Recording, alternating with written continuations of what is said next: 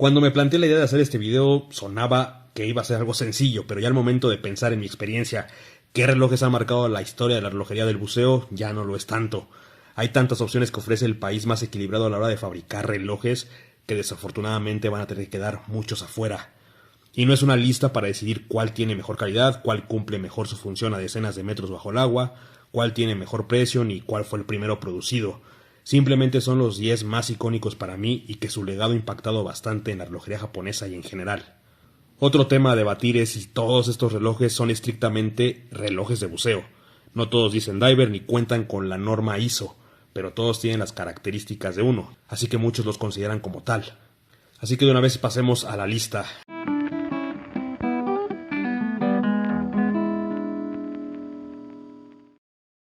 Entre mis relojes favoritos siempre ha estado presente el Ecosila original, el Series Empromaster BJ805008E.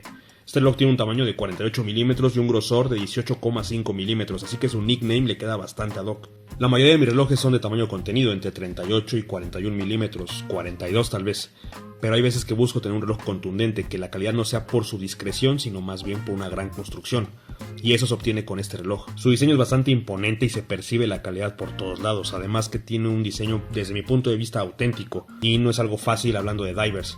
Por lo mismo es obligatorio mencionarlo en cualquier lista cuando hablamos de relojes de buceo nipón. Su precio inicialmente era de los $300, así que era una excelente opción si lo comparamos con las otras opciones que había disponibles. No solo estamos hablando de divers, sino de divers profesionales, ya que tiene una resistencia al agua de los 300 metros de profundidad certificados por la ISO 6425. Para esa posición elegí un Orient, aunque no tan conocido. Seguramente muchos están familiarizados con el término King Diver. Este término de por sí ya es icónico, pero este tiene algo especial. No voy a saltar la obviedad de que tiene mucho parecido a Panerai, esto debido al diseño Cushion de su caja. Y eso tiene una razón de ser. Este reloj tiene una resistencia a los 1000 metros de profundidad, lo cual era una novedad no solamente para la marca, sino también para los King Diver. Para la época esto no era poca cosa, y Japón no fabricaba cajas de una calidad resistente a este nivel de profundidad, así que utilizaron cajas fabricadas en Suiza. Además, esta caja incluye una protección interna de hierro para mejorar sus propiedades antimagnéticas. Este reloj cuenta con un calibre 49-71 de 27 joyas y un diámetro de 38 milímetros. Su año de producción fue en 1969. El diseño más diferente de esta lista va a provenir de G-Shock. Primero que nada es un reloj digital con un diseño asimétrico y es el único Casio que tiene el ISO 6425, así que lo podemos utilizar profesionalmente para bucear. De los diversos tipos de Frogman que existen, elegí el GW F1000 por ser el primero en agregar Top Solar y el Multiband, aunque este modelo ya es de quinta generación.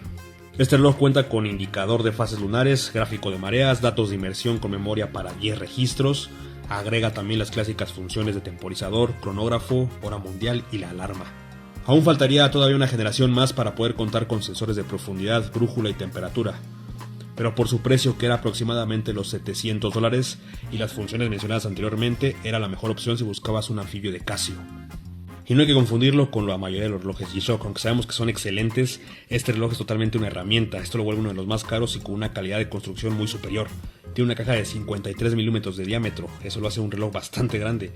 Una caja de acero inoxidable con un recubrimiento DLC y su tapa trasera es a rosca, igualmente también tiene un recubrimiento con DLC. Así que sin lugar a dudas el Frogman agregó un nuevo planteamiento al diseño de los relojes de buceo. El Mako fue una solución a un problema visto desde el punto de vista del consumidor. Tener un reloj de buceo fiable al mejor precio con un diseño que no sea completamente un plagio descarado y sobre todo automático. Este reloj siempre fue la respuesta cuando buscabas un reloj de buceo que en su momento no llegaba a más de 3 cifras en dólares.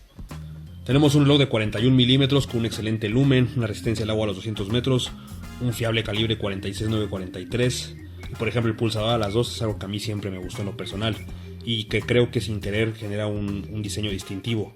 Tal vez con las nuevas versiones perdemos este pulsador, pero bueno, ganamos un calibre con parada de segundero y una carga manual. Sigue siendo una opción increíble por $200. Sinceramente, ¿cuántas veces van a estar estos relojes debajo del agua? Para la mayoría de nosotros tal vez sea muy pocas veces o tal vez ninguna.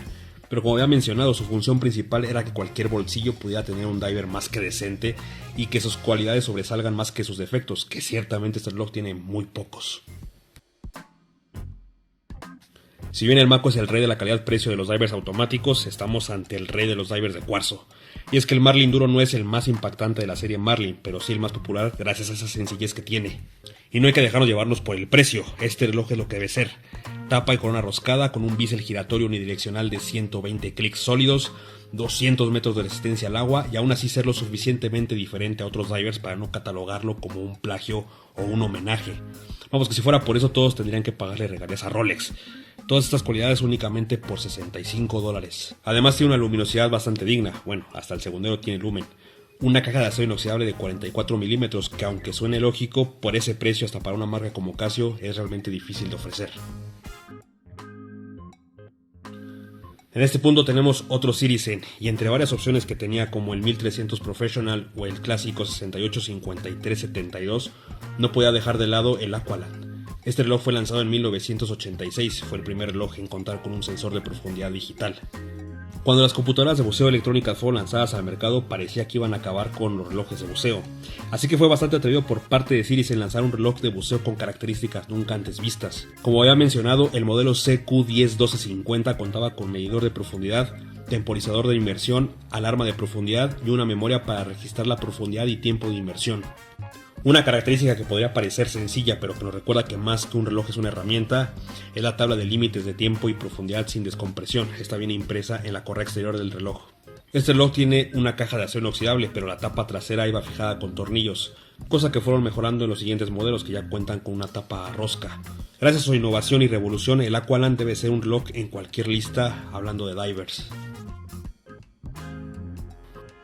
Seiko buscaba fabricar el reloj de buceo perfecto, gracias a la carta de un buceador japonés que le envió a la empresa quejándose al ver que el cristal de su reloj se llegó a romper debido al helio que requería respirar para su descompresión.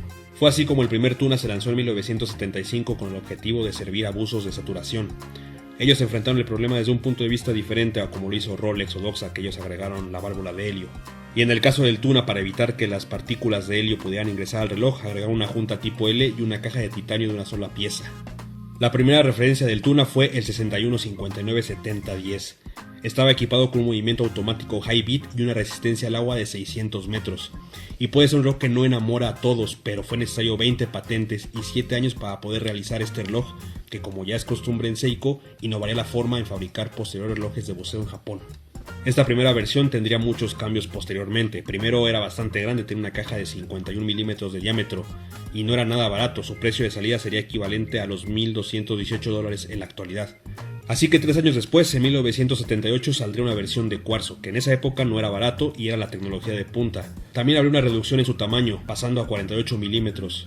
Después el siguiente paso sería una versión de 1000 metros de resistencia en 1986. Aunque a la fecha hay bastantes versiones diferentes y de varios precios, el Tuna original fue otro paso revolucionario, primero para Seiko y en segundo lugar para Japón. Sinceramente, Seiko podría llenar esta lista con muchos de sus modelos. Es difícil elegir unos cuantos entre los más icónicos buceadores de Seiko. Aún así traté de mantenerme fiel a la idea de elegir los que para mí son infaltables, aunque tendrán que quedar fuera muchas leyendas de la marca. Entre los Seiko Vintage como el 6306 o el 6215, el 6105 es realmente distintivo y merecedor de este puesto, además de contar con una película de casi 3 horas de duración como promoción.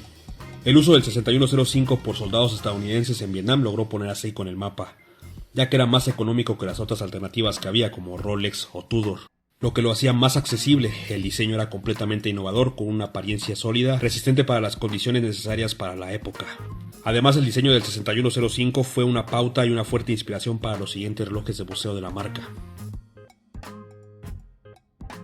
Siendo prácticamente el primer reloj de buceo de Seiko que salió en 1965, es otro infaltable. La marca ya tenía relojes resistentes al agua, pero este modelo en particular fue el primero en garantizar la resistencia al agua a los 150 metros de profundidad, que eran más que suficientes para la época, además de contar con un bisel giratorio. Otra característica era un ajuste rápido de fecha, ya que no todas las empresas en la época tenían la capacidad de fabricarla, así como su luminosidad, que se promocionó como suficiente para una buena visibilidad en aguas profundas y con poca luz.